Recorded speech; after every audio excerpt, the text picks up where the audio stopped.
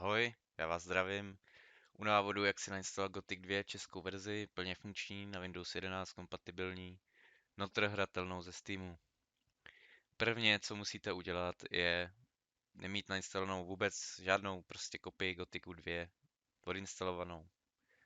Začneme úplně od začátku, takže dáte si tady subscribe, což už jste určitě udělali.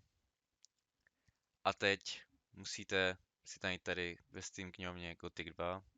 Tady si pravým tlačítkem kliknete na Gothic 2, Gold Classic, zvolíte Properties nebo vlastnosti česky, tady si dáte Betas, tady si zvolíte nejlíp, co je nejlepší, jak ten mod implementovat nebo jak ho tam pak nakopírovat, aby vám to šlo ze Steamu spustit, tak je nejlepší si dát originálku. Tady je nejlepší si dát němčinu kvůli fontům. Stáhnete to, nainstalujete to. Já si to dám třeba do Ečka, na disk E. Vy si to dáváte asi nejspíš do C disku, což pak bude rozdíl v tom, že to budu mít já ve Steam Library Common a Gothic 2.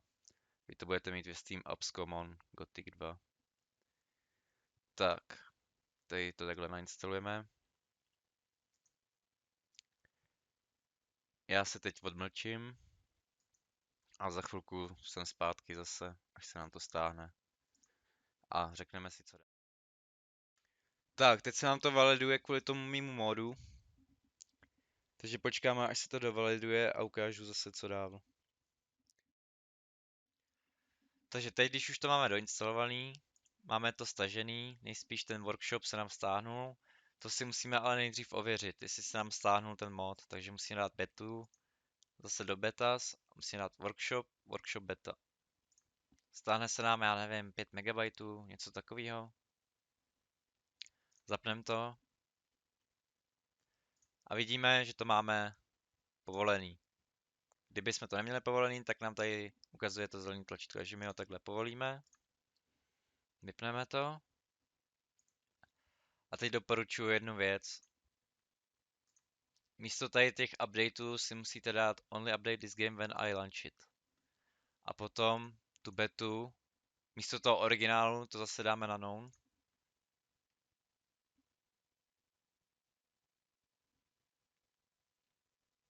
Tak.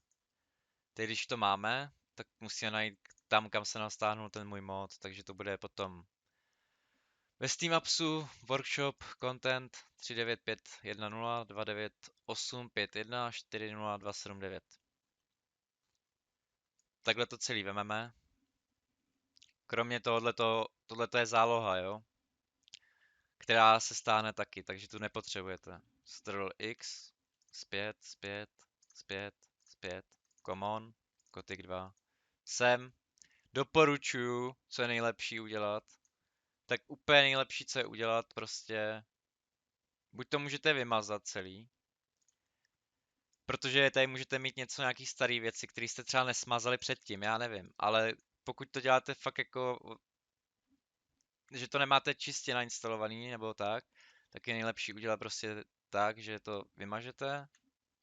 Já to prostě dám do koše, třeba, a vložím sem tu verzi svojí.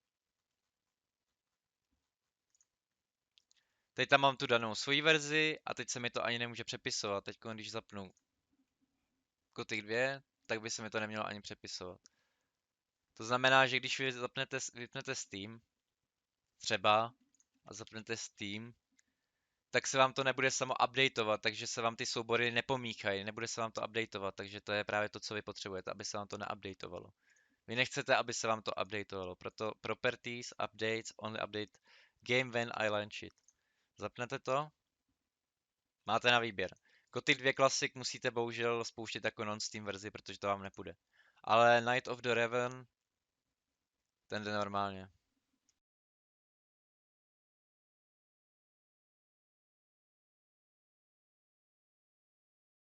Teď vám ukážu, jak udělat ten Gold 2 Classic. Najdete si to, kde to je nainstalovaný. Takže systém, musíte jít do systém, Gothic 2 start, nebo Gothic Starter mod, odeslat plocha, vytvoříte zástupce. Já to mám tady. Vydáte tohle. Tady zaškrtnete nejprve VDFS z disku, spustíte to a máte Gothic 2 i.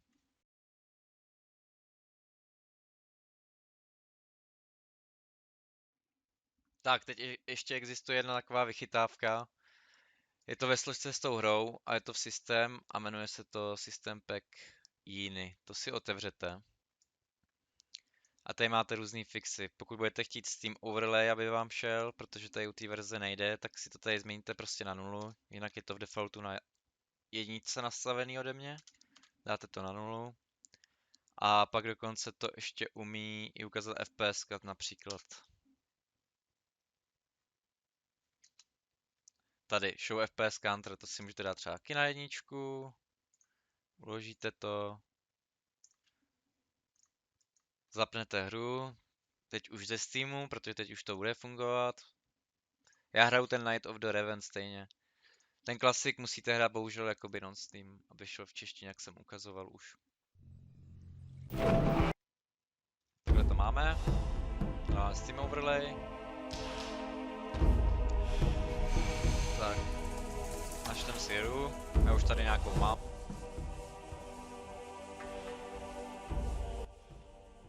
Tak.